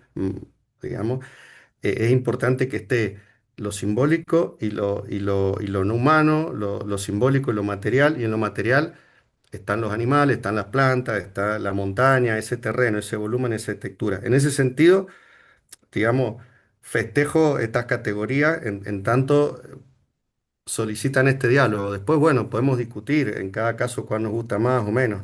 Y festejo lo ambiental siempre que se tome en ese diálogo, ¿no? O esa visión del ambiental. Y también un poco práctica también, ¿no? En ese sentido. Bueno, nada más, perdón, lo largo. Gracias, Facundo. Lucre, si querés tomar la palabra. Gracias. Gastón, bueno, un placer escucharte, es súper inspirador. Me quedé pensando en lo que comentaste de que los movimientos necesitan una doble similitud con la parte de baches y seguridad familiar, la idea. No sé si tiene que ver con la presión a veces a la desigualdad, Perdón, ¿sabes que no te puedo escuchar? Lucre, ¿se escucha mal? ¿Podés hablar un poquito más fuerte o no sé, o A ver, modular? Porque hay ruido. ¿ahí se Ahí se escucha? escucha mejor. Ahí, Sí, ahí perfecto. sí. Bueno, te decía que me encantó tu charla, súper inspiradora, y que te quería preguntar por lo que comentaste sobre que los movimientos necesitan una doble sintonización con el terreno. Si podías ampliar un poco esa idea y si tiene que ver con, yo lo pensé, por ejemplo, con la dificultad a veces de articularse entre diferentes luchas, por ejemplo, de movimientos indígenas, movimientos ambientales, que en el fondo a veces están en una lucha común, pero bueno, cuesta esa articulación. Respecto a lo que dijiste de que los movimientos defienden los lugares de su ruina, me pareció muy interesante y quería contarte que hace unos años hicimos un trabajo con Facundo y otro colega pensando un poco al revés, que usaban las ruinas para defender sus lugares, inspirados en tu trabajo de ruinas y tomando, por ejemplo, un caso en Famatina, Chilecito, La Rioja, donde algunas infraestructuras como el cable carril eran reconfiguradas en los conflictos mineros actuales como memorias del saqueo, ¿no? Siendo que la historia oficial los había mencionado tanto como las infraestructuras que había dejado el desarrollo. Y finalmente, y tomando un poco el guante de lo que Facundo comentaba de las transformaciones socioecológicas, bueno, hay mucho debate, ¿no? En el mundo angloparlante, también en América Latina, usando esta noción de transformaciones socioecológicas, pero en general comparten que se trata de estudios de caso locales. Y precisamente una de las cosas que siempre me inspiró mucho de tu trabajo es tu capacidad de hacer estudios situados, pero articulando con los debates globales, ¿no? Entonces te quería preguntar cómo pensás este juego de escalas, ¿no? Entre estos procesos locales, que son muchos y potentes, pero que también se enfrentan a estos grandes desafíos globales y en algunos casos con mucha magnitud, como los incendios que vos mostrabas. Muchas gracias. Gracias, Lucrecia. Súper interesante lo que me contás de las ruinas. No conocía ese caso. Sí, sin duda, las ruinas dan para todo. Obviamente se puede luchar contra la destrucción de lugares y la creación de ruinas, pero también sé que obviamente ruinas como el caso que mencionás pueden ser revalorizadas y defendidas de una manera tal vez paradójica, ¿no? Como estas ruinas de la minería. Eh, tu primera pregunta de la doble sintonización, es verdad que lo tiré medio al pasar sin desarrollar, pero quiero decir esto. Por un lado, sintonización con el daño, con la destrucción que crean, por ejemplo, los incendios forestales o las sequías, o sí, el daño ambiental. O sea, la gente obviamente que está en el territorio es la que más vive el daño ambiental. En general, la gente ya está sintonizada. Tal vez lo que hace falta es que otra gente que tal vez no está tan directamente afectada se sintonice, sobre todo en los centros urbanos, ¿no? En Buenos Aires o en las grandes ciudades que en general es más, para la gente es más fácil desconectarse con el efecto de la crisis climática, a no ser que cuando les pega directamente, ¿no? Como cuando la quema de humedales en Rosario llegó a Buenos Aires, llegó a Rosario, ahí sí la gente, digamos, de clase media, digamos, que no está muy conectada con temas, ahí sí la gente se despierta, por decirlo de un modo. Eh, pero y la otra sintonización a la que me refería, sí, es la sintonización, un poco lo que hablabas vos, ¿no? Bueno, crear alianzas que trasciendan diferencias locales, que obviamente en muchos casos son obstáculos fuertes para crear movimientos sociales de base más amplia. Y a su vez sintonizarse con cómo la gente puede apropiarse del terreno políticamente y estratégicamente para, por ejemplo, crear un bloqueo de ruta, para detener topadoras, por ejemplo, en el Chaco, o hacer un piquete en cierto lugar estratégico de una ciudad. O sea, apuntaba un poco a una doble sintonía de sintonizarse de la gravedad de la crisis climática y sintonizarse con las formas de cómo uno puede responder a esa crisis climática políticamente. Eh, esa es un poco la idea de la doble sintonización. Eh, y lo de las escalas, sí, obviamente como tal vez pudieron apreciar de este trabajo, mi idea era, un poco volviendo al comentario de Ana también, sí, como antropólogo a mí siempre me interesó el tema experiencial de los lugares, cómo los lugares se sienten por el cuerpo, por las memorias. Eh, pero obviamente al hablar de la crisis climática, que es un fenómeno tan planetario, te obliga, bueno, como a una perspectiva más de arriba. Y por eso, bueno, en esta presentación habrán visto, bueno, mis imágenes de imágenes satelitales, ¿no? Obviamente al verlo, el humo que cruza la frontera de Estados Unidos y Canadá te permite apreciar si la escala transnacional y planetaria de los incendios, ¿no? El hecho que el humo puede cruzar el Océano Atlántico y llegar hasta Europa. Esa es una escala que es importante tener en cuenta, obviamente, para apreciar, digamos, la dimensión global de la crisis climática, pero al mismo tiempo, por eso mi intento de jugar permanentemente, de moverse de escalas, para a su vez bajar de vuelta al caso de Nueva York y cómo en Nueva York la gente experimentaba, por ejemplo, este humo canadiense, ¿no? Sí, eso es algo que un poco siempre he tratado de hacer en mi trabajo. En este caso el desafío es tal vez mayor porque la escala es mucho mayor, obviamente. Eh, pero sí, un poco el desafío en mi caso como antropólogo es cómo jugar con este nivel de escalas, pero siempre traer la escala más planetaria al nivel etnográfico y ver cómo se manifiesta a nivel local. Así que te agradezco mucho por tus preguntas. Gracias, Gastón. Javier tiene la mano levantada para preguntar, pero antes te quería leer la pregunta que está en YouTube, que me parece que está muy en sintonía con lo que acabas de comentar. Dice Romina Sales: en territorios urbanos de pequeña escala, donde los efectos de la crisis climática no son tan evidentes, los incendios suelen explicarse como hechos fortuitos. ¿Qué estrategias pueden ser pertinentes o posibles para incorporar una lectura política del territorio que permita visibilizar las relaciones de poder y las disputas que subyacen a estos eventos? Por si quisieras agregar algo más en ese sentido. Perdón, ¿me leerías la pregunta de vuelta? No sé si Sí, llegué a entender. ¿qué estrategias pueden ser pertinentes o posibles para incorporar una lectura política del territorio que permita visibilizar las relaciones de poder y las disputas que subyacen a estos eventos? ¿No? Un poco esta idea, ¿no? De que en las ciudades muchas veces no se visibiliza, no se piensa mucho esta crisis climática y se lo toma como un evento aislado, como algo que llega así muy, muy de repente.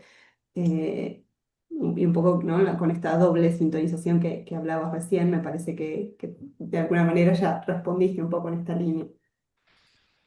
Sí, ese es un poco el desafío que enfrentan los movimientos sociales que tratan de visibilizar sus luchas fuera de sus ámbitos más inmediatos. Yo lo veo cuando trabajo con gente campesina en el Chaco salteño o en la zona de Palmasola, en Jujuy, donde también trabajo.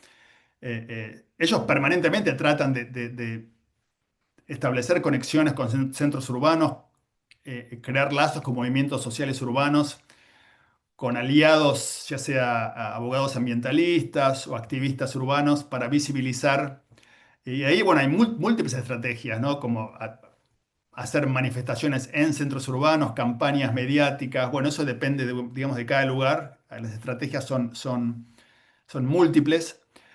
Eh, pero sí que el gran desafío, el gran obstáculo que esta visibilización enfrenta es sí, el hecho de que, obviamente, sobre todo en el caso de Argentina en este momento, con una crisis económica tan brutal, donde obviamente gente que la está pasando mal en el conurbano de Buenos Aires, por ejemplo, es muy difícil, digamos, que esa persona que está en el día a día, digamos, luchando para sobrevivir, que se relacione o conecte o se sintonice con las luchas mapuches contra el fracking en Vaca Muerta, ¿no? Y más en un contexto como el actual, donde la ultraderecha, digamos, un discurso muy fuertemente antiindígena, muy racista, hace que incluso gente pobre, racializada de un lugar urbano, le cueste conectar, ¿no? Con luchas campesinas o indígenas en Salta, en Neuquén.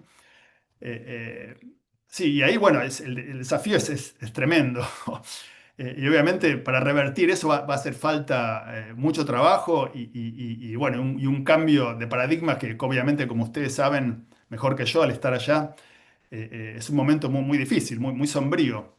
Eh, eh, pero bueno, la gente con la que yo trabajo, y bueno, y también lo veo acá en Canadá y en Estados Unidos, la gente activista sabe que ese es uno de los grandes prioridades, de romper este como muro afectivo que hace que gente en las ciudades no se conmueva tanto o no le afecte demasiado lo que pasa en los lugares más afectados, salvo, como decía, cuando de pronto llega el humo de los humedales en Rosario y ahí sí toda la gente se altera. Pero después yo estuve en Rosario el año pasado y la gente me decía que sí, cuando llegó el humo de Rosario estaban todo el mundo alterados, pero una vez que el humo se fue, como que la preocupación se disipó, ¿no? Y ya pasó el tema de los humedales como tema tan candente. Gracias. Javier Oliveras, no te vemos. No sé si querés abrir tu camarita para que puedas salir en la transmisión y tomar la palabra. Ahí voy, ahí voy. Gracias. Bueno, pues muy interesante la conferencia. Gastón, yo también tenía una pregunta. Se me hace muy interesante la tríada, ¿no? Y ya lo has explicado, ¿no? Que agarras pues, de aquí del Lefebvre y luego de Soja. Pero también quizá no sé si sea conveniente superar también esas tríadas, ¿no? al lugar, territorio y terreno, no sé si también se le pudiera añadir el paisaje, esa dimensión estética y complementarlo también y hacerlo dialogar con esos tres. No sé si pues pudieras decirnos algo al respecto. Sí, gracias Javier. Una gran pregunta, porque de hecho yo he estado pensando cómo incluir una categoría clave como paisaje dentro de la tríada. Eh, eh, Me gusta lo de la tríada, como decía, para romper esta, como decía Facundo, esta distinción rígida entre lo simbólico y lo material. Creo que lo de Lefebvre está bueno para pensar estas tres dimensiones al mismo tiempo.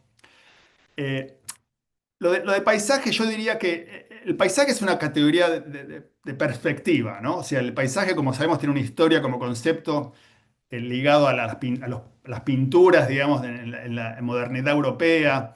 El paisaje evoca un punto de vista, un punto de vista que te permite, digamos, ver un paisaje de cierta forma, ¿no? Por eso que yo diría que el paisaje, y esto, bueno, no he escrito sobre esto, pero lo he estado pensando. eh, el paisaje yo lo veo como una categoría que le faltaría como peso teórico propio, porque en realidad el paisaje para mí es un terreno visto desde una perspectiva en particular. Implica una vista. Y implica esto, hay una enorme literatura sobre el paisaje que implica, por ejemplo, Raymond Williams creo que dijo algo como que el paisaje como es una categoría estética, está desligada de las experiencias concretas, por ejemplo, de gente que trabaja en un lugar visto como un paisaje por gente de clase media que contempla, por ejemplo, un paisaje desde una perspectiva visual, ¿no? Obviamente el tema de la visualidad del paisaje es muy importante en el concepto de paisaje, eh, pero implica un cierto distanciamiento entre el sujeto que observa el paisaje y ese espacio que llamamos paisaje. Eso es algo que, bueno, que Raymond Williams y otra gente también lo ha trabajado. Por eso yo diría que el paisaje es como un concepto medio intermedio entre lugar y terreno, porque el paisaje obviamente evoca también una carga cultural, visual, estética, que está culturalmente e históricamente situada. Por ejemplo, como decía, de vuelta, las pinturas de paisajes, ¿no? Hace 2 siglos en Europa, cuando empezó, digamos, se hizo popular el género. Eh, Y implica una perspectiva, una visión de un terreno visto desde un lugar particular. Por eso que, no sé si estoy siendo claro, pero eh, le falta, digamos, como una cierta fisicalidad en comparación, por ejemplo, con el concepto de terreno. Eso no implica que el concepto de paisaje no sea importante, a mí me sigue siendo, y yo lo sigo usando en mi escritura, pero como que me cuesta más encajarlo en esta tríada, como capturando algo que los otros dos conceptos, que los otros tres conceptos no explican. Eh, Esa sería mi breve respuesta. Si bien es algo que también con lo cual sigo pensando, eh, pero sí, yo he pensado esto, ¿por qué no incluir paisaje? Pero bueno, esa es mi breve respuesta a tu excelente pregunta. Gracias, Gastón. Me parece que tendríamos que tomar otra sesión para discusión de conceptos, porque todos somos un poco fanáticos de algunos conceptos. Yo también te hubiera preguntado por hábitat y otras nociones, pero la voy a dejar para otra ocasión. Si nadie más tiene preguntas aquí en el Zoom, voy a hacer mis propias preguntas, comentarios. ¿Puedo hacer una pregunta? No Y sé cómo bueno, levantar la mano. sí, dale, Esteban, Disculpe. después sigo yo. No, es súper interesante, Gastón. La verdad que me parece como que ayuda mucho a pensar algo que, bueno, por lo menos lo que a mí me conmueve o me llama la atención de la idea de terreno, esta lógica de poder pensar la materialidad de lo político. Creo como que hay algo del territorio que a mí, contrariamente, o sea, me parece que espacio de por sí es una categoría que está pensada en términos bien abstractos. Creo que hay bastantes. En cambio, me parece que cada vez territorio se va volviendo más abstracto. Y creo que terreno, bueno, no son muchas lecturas que hice sobre el tema todavía, pero creo que habilita un poco esa búsqueda. Hay algo también de los geógrafos que venimos como, bueno, también tiene que ver con las trayectorias específicas de cada uno. En la Universidad de Buenos Aires estamos discutiendo el plan de estudios ahora y estamos intentando sacar las orientaciones donde hay una orientación natural y una orientación social, como para un poco marcar, ¿no? También a lo que viene de nuestra formación, cuando se da en la Facultad de Filosofía y Letras la carrera. Mi pregunta, evocando un poco eso, es ¿cuánto hay de inevitable en el terreno? Porque me da la sensación, por algunos comentarios también que hiciste luego, como que hay algo de lo inevitable, ¿no? Entonces, digo, como para tensionar esa... Y es más una pregunta que hago en función de escucharte y del interés en saber, conocer más luego, ¿no? Eso. ¿Qué entendés por inevitable? ¿Qué sería lo inevitable del Lo terreno? inevitable, por eso, creo que es amplio. En principio creo que es algo que se sustenta en lo natural, en los procesos naturales, en estas, digo, las escalas de lo natural, que, digo, en las cuales somos un instante, pero que bueno, que al mismo tiempo estamos intentando apropiar, transformar, bueno, va por ese lado. Ok. Sí, justamente como dije que para mí el terreno es una forma de hablar del planeta Tierra, obviamente sí, estamos hablando de la escala más grande que podemos pensar en relación a este planeta, obviamente el universo también, pero dejemos el universo de lado por un momento. Sí, obviamente al hablar del planeta estamos hablando de una categoría espacial la más amplia que podemos pensar en este mundo. Y sí, estamos totalmente atravesados y determinados por el planeta desde la gravedad que nos ata, nos mantiene, digamos, en contacto con el suelo hasta, bueno, los flujos atmosféricos. Sí, es una categoría muy totalizante, en el sentido bueno de la categoría totalizante, nos da un panorama muy gigantesco y que por eso es necesario, creo que, bajar a tierra y humanizarlo y ponerlo en conversación con lugar y territorio, ¿no? Que son categorías más humanas, más políticas, más sociales. Eh, pero sí tenés razón que al aludir al planeta, eh, eh, yo no sé si... sí, creo que tenés razón, de la palabra inevitable, o sea, inevitablemente, sí, todo lugar y todo territorio es parte del planeta Tierra, eso lo sabemos, es parte de nuestro sentido común espacial.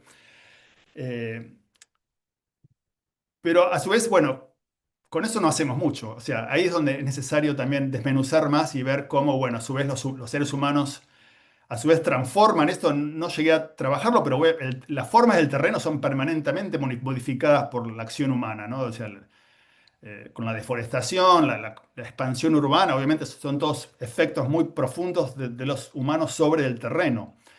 Eh, pero el tema es no quedarnos, como decía, en esta categoría más universal o totalizante, sino bajarla a tierra y ver cómo esto opera localmente y sobre todo social y territorialmente, ¿no? O sea, un poco por eso de vuelta el juego de esta tríada de moverse, de moviendo estos niveles y ver su interpenetración hacia nivel permanente. Eh, no sé si contesté tu pregunta, pero eso es lo que se me ocurre por ahora. Sí. Bueno, si nadie más levanta la mano, voy a hacer yo mis comentarios. Son como dos grandes conjuntos de preocupaciones que me surgen a partir de escucharte, de tu exposición y de algunas lecturas que vengo haciendo de tus trabajos. Y por un lado, bueno, esto que comentabas hoy, estas reacciones nacionalistas frente a los eventos climáticos, ¿no? Esta idea, el humo es de ellos nos afectan la salud a nosotros, esta disputa entre Estados Unidos y Canadá. Pienso también los ganaderos versus los porteños, ¿no? Estos ganaderos la expansión de la frontera que le ensucia el aire a los porteños. Y pienso, no sé, no hay un peligro ahí de estar generando otras divisiones climáticas, no sé si identitarias, pero esta idea de ellos contaminantes, nosotros ecologistas, nosotros víctimas, ¿no? Esta idea de siempre echar la culpa en algún otro sector, algún otro grupo, que nosotros muy rápidamente culpamos al norte global, tal vez con muchos fundamentos, pero que siempre genera estos posicionamientos bastante conflictivos. Y pienso si estas lecturas, estas propuestas en torno al terreno pueden ayudarnos a salir de estas encrucijadas, tal vez para construir o para popularizar otras miradas no nacionalistas, no localistas de estos problemas.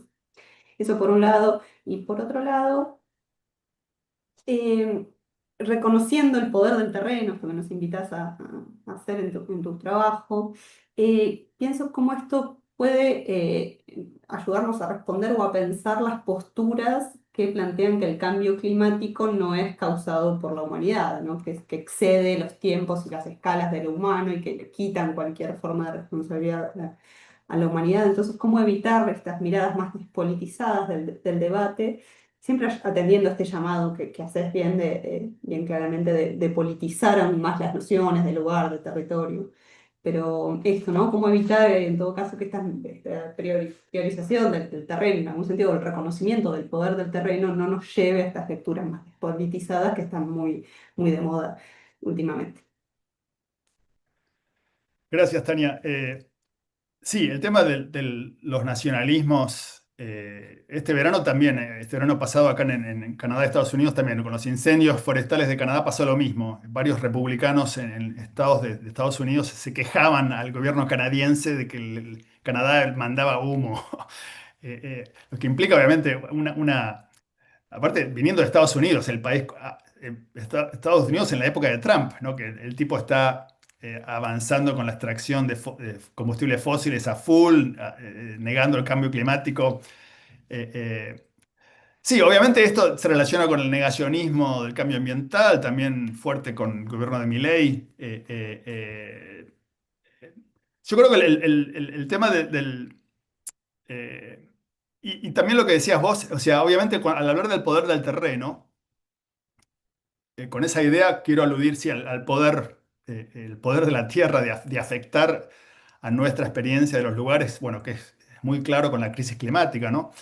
Eh, pero un poco por eso, de vuelta al final de mi trabajo, yo enfatizo el poder de los lugares y el poder del territorio. Un poco para ir más allá de un determinismo ambiental, como que decir que, bueno, estamos condenados a perecer. Obviamente, en tanto haya gente que luche y que se organice para combatir bueno, al capitalismo fósil y la expansión de oleoductos y fracking, bueno, obviamente eh, eso implica, si eventualmente esas movilizaciones prevalecen, eh, eh, eh, o dicho de otra forma, esa importancia que tiene la movilización colectiva para frenar, digamos, las causas del conflicto, de la crisis climática, implica, obviamente, criticar y moverte más allá de cualquier noción de determinismo ambiental. Y sí, lo del poder del terreno nos lleva también, como dije, al poder del lugar, el poder de los territorios, el poder de la agencia humana de transformar condiciones políticas dadas. Obviamente en el contexto global actual, con el auge de la ultraderecha y el negacionismo climático, es muy deprimente ponerte a pensar, bueno, ¿cómo revertimos esto, no? Pero bueno, hay mucha gente en todo el mundo que está actuando, que está pensando. Y bueno, así como en este momento vivimos momentos tan oscuros, bueno, yo no pierdo la fe de que en algún momento la cosa se dé vuelta y pasemos a otro plano, ¿no? Pero es verdad lo que decís, que es importante, por un lado, evitar el catastrofismo, ¿no? Que es tan común, obviamente es muy fácil deprimirse y pensar, bueno, ya estamos, no hay nada que podamos hacer. Eh, eh, Obviamente eso es una dimensión emocional y afectiva de la crisis climática que es muy fuerte, pero bueno, obviamente hay que luchar contra esa parálisis y sí, y denunciar también estas reacciones absurdas, ¿no? Nacionalistas, como el tema del humo canadiense. O sea, hablar del humo canadiense implica que esa gente no entiende nada sobre cómo funciona la crisis climática, ¿no? Creer que un país, que los incendios pertenecen geográficamente a un país en vez de al planeta entero, y más hablando de un país de Estados Unidos, que es el que más contribuye al calentamiento global históricamente, ¿no? O sea, bueno, hay muchas facetas políticas ligadas a tu pregunta, obviamente, bueno, que da para mucho más, pero bueno, eso es lo que diría por ahora. Gracias. Muchísimas gracias, Gastón. Creo que no hay más preguntas por el momento, así que pasamos a agradecerte nuevamente por todo el tiempo que nos has dedicado, por compartir tus indagaciones, también a Facundo, que se tuvo que retirar, dejó sus saludos, pero por ayudarnos a pensar estas problemáticas. Agradecemos a todas y todos quienes nos acompañaron de manera virtual y especialmente a Belén Bedoya y a todo el equipo técnico aquí en el IESI que hizo posible la transmisión. Así que bueno, damos por finalizada entonces la sesión de YouTube y nos encontramos en la próxima conferencia. Un saludo. Bueno, muchas gracias. Para mí siempre es un enorme gusto conectarme con gente de Argentina, de América Latina, así que bueno, ha sido un enorme placer. Muchas gracias.